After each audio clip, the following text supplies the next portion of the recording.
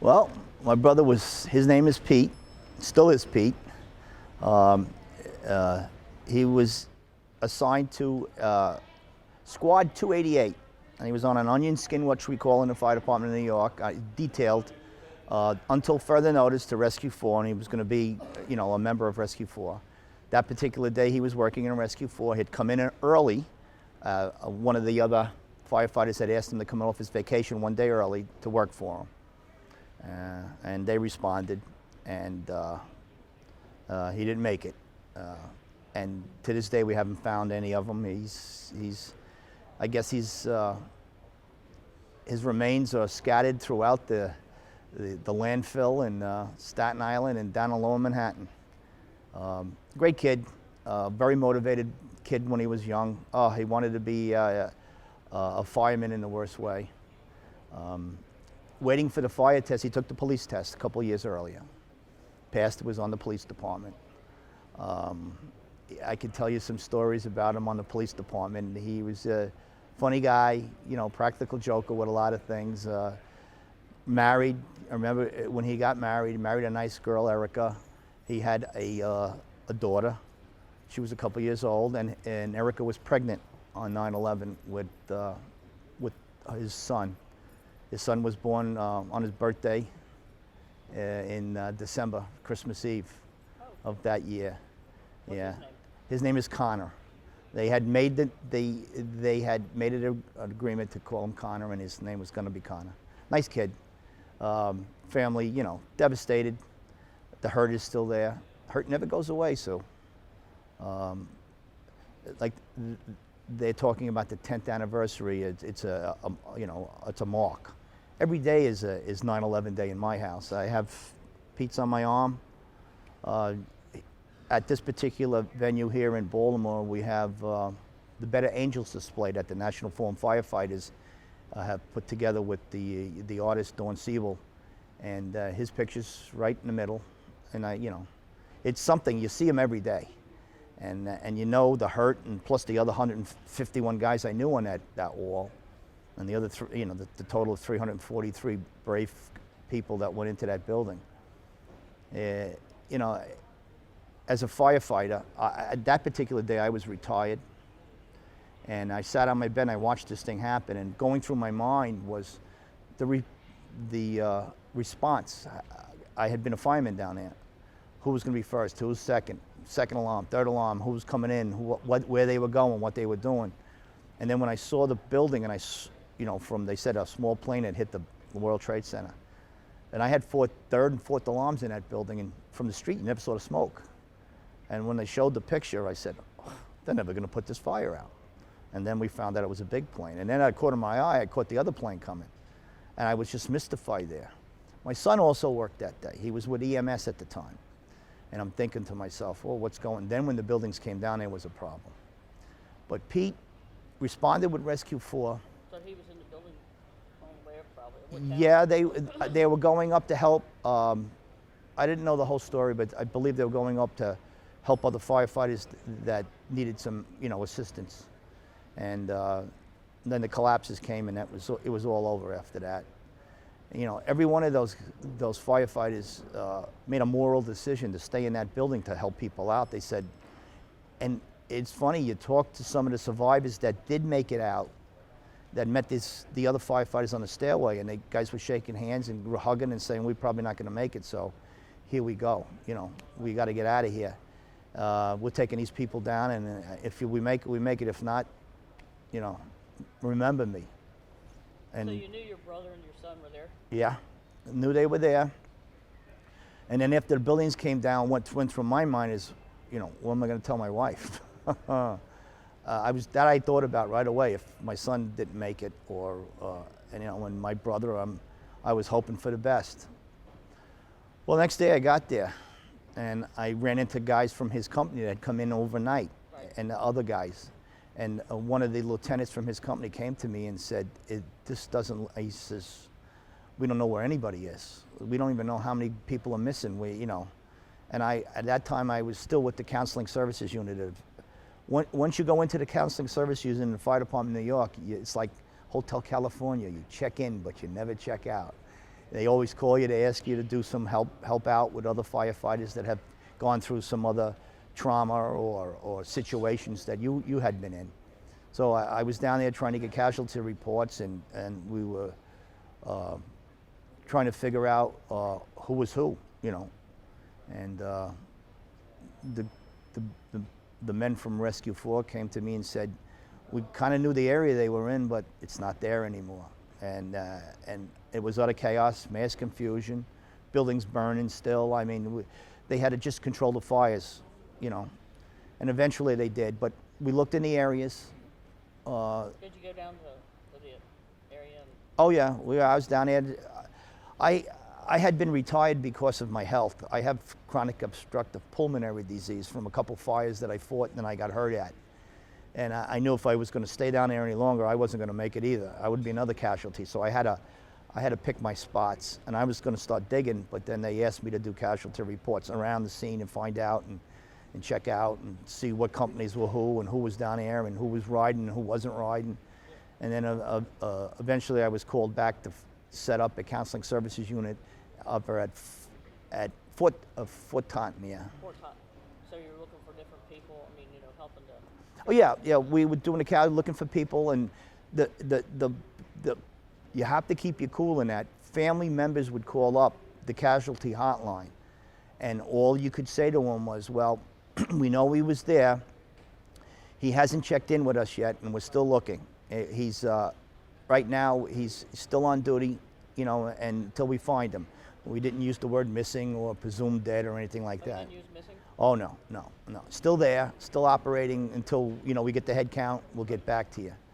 And then after like a week, we knew that, you know, there was some problems with the local press saying that there were thousands of people trapped underneath, and you know, there was still hope. And once you went down there that first day, forget about it. There was. I know it was probably tough on your family and his wife. Oh yes. Here is a young girl, pregnant, and her husband is missing. And you know, I spoke to her on several occasions. Went to the house, and you know, it was very hard. I mean, the hurt. I hurt as much as I did that day, you know, and then the emotions go up and down. And then eventually, a couple weeks later, we had a memorial service. Did you? Yes, and the great people from the Long Island Fire Departments out in Suffolk County were great. They accommodated everybody, and then we had the funeral service, the memorial service at the church.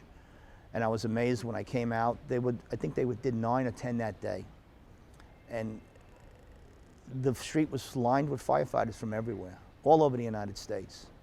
And I was just, it was humbling. You know, the fire department was humbled that day. You know, we lost our command staff and everything.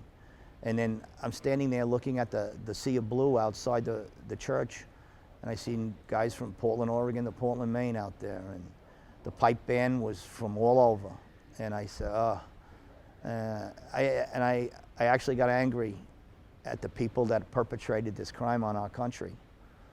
And I started looking, and the anguish in their faces also. It was like it happened to them, even though they didn't know my brother. But it, you know, and then it was rough, and it's till to this day. I mean, the hurt it never goes away, never will go away. So has the attitude of firefighters in New York changed since? For a while, was it all "we love you," and now it's? Well, in the department, it's all "we love you," but the people, you know, in 10 years, people forget. We just the fire department, which I wasn't involved in, just went through a series of contract negotiations, and you know, and they made the firemen out that they were grabbing all the money, and they really aren't. I mean, the life expectancy of a firefighter after he retires is only 8 years. People don't realize you go into a burning building. I mean, it's hazardous. Not just even with your mask on, you still have to breathe in all that stuff, and you could die at any given time. And we work safely, but still there's, you know, there's incidents. So I understand there's a lot of ceremonies or services planned. I guess that's going to be really tough, and some families have said they may or may not come. Yeah, they don't want to relive it, and I do it because you know, they made a moral decision to go in them buildings, and they knew their life was, they weren't going to come out. Some of them thought that they weren't going to come out, and some of them thought they were, and they were going to do their best.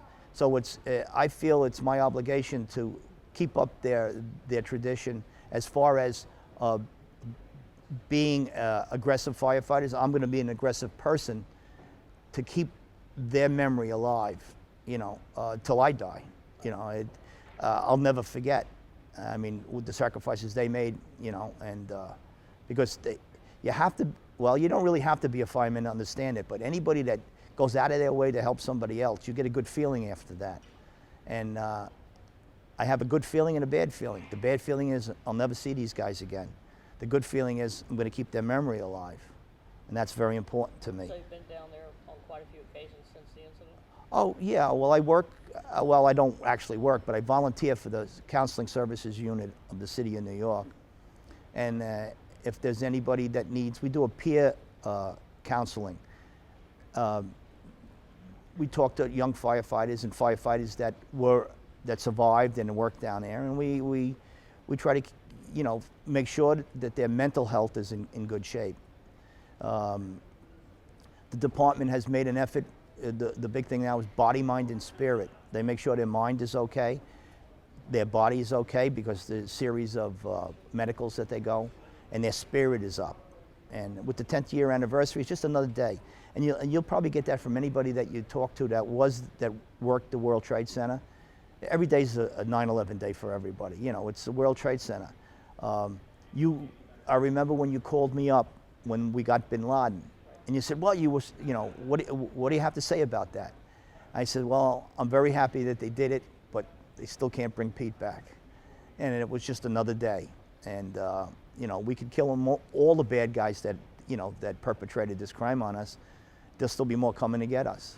But they can never bring Pete back and the 342 other firefighters that are on that wall.